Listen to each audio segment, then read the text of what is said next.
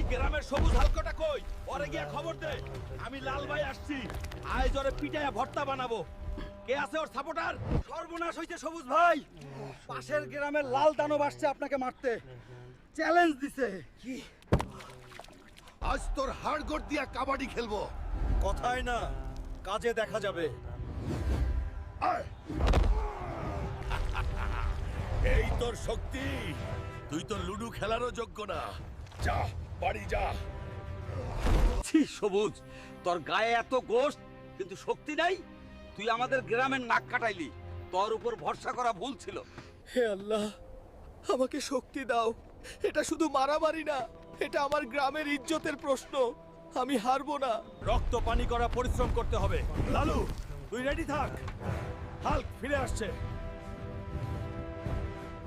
কি রে লালু, এখন কথা বলিস না কেন?